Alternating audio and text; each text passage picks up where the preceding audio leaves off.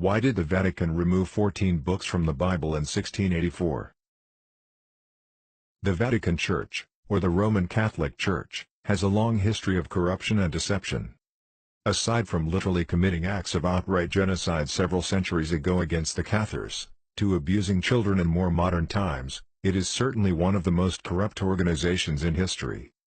In the year 1611, the Bible was translated from Latin into English. Back then the Bible contained a total of 80 books, and the last 14 books, which today have been excluded, made up the end of the Old Testament and were as follows.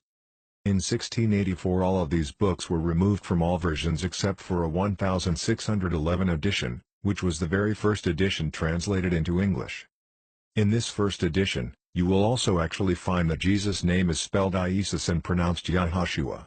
So why then does everyone continue to call him Jesus, when the letter J did not even being used at the time?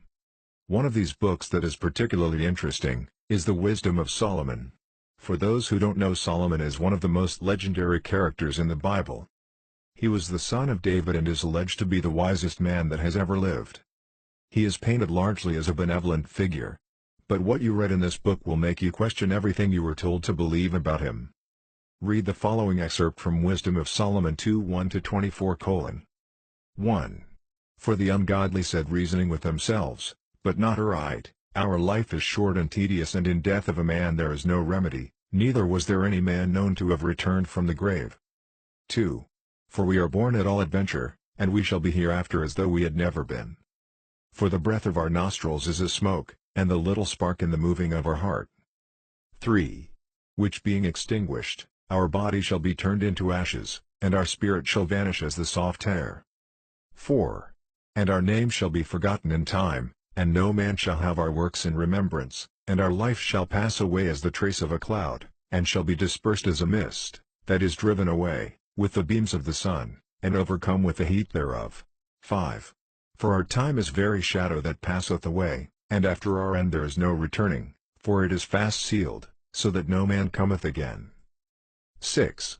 Come on therefore let us enjoy the good things that are present, and let us speedily use the creatures like as in youth. 7.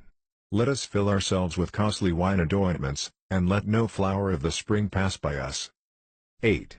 Let us crown ourselves with rosebuds, before they be withered. 9. Let none of us go without as part of our voluptuousness, let us leave tokens of our joyfulness in every place, for this is our portion and our lot is this. 10. Let us oppress the poor righteous man, let us not spare the widow, nor reverence the ancient gray hairs of the aged. 11. Let our strength be the law of justice, for that which is feeble is found to be nothing worth.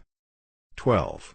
Therefore let us lay in wait for the righteous, because he is not of our turn, and he is clean contrary to our doings.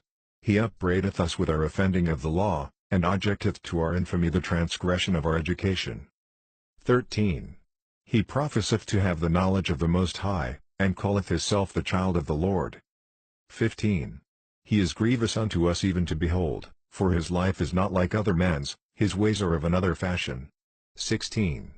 We are esteemed of him as counterfeits, he abstaineth from our ways as from filthiness, he pronounceth the end of the just to be blessed, and maketh his boast that God is his Father. 17. Let us see if his words be true, and let us prove what shall happen in the end of him. 18. For if the just man be the Son of the Most High, he will help him and deliver him from the hands of his enemies. 19. Let us examine him with despitefulness, that we may know his meekness and prove his patience. 20. Let us condemn him with a shameful death, for by his own mouth he shall be respected. It seems that Solomon was speaking of Jesus. But Jesus was born roughly 900 years after his death. Could he have prophesied Jesus' coming? Let's consider why this could be who Solomon was talking about. This really disrupts everything we thought we knew. Solomon really and truly sounds evil. He is also alleged to be the wisest man in history.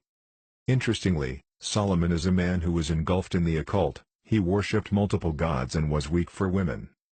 And the famous Temple of Solomon is considered to be the spiritual birthplace of Freemasonry, a movement that is, at the highest levels, associated with pulling the strings of major global events and argued to be the true controlling power of our world.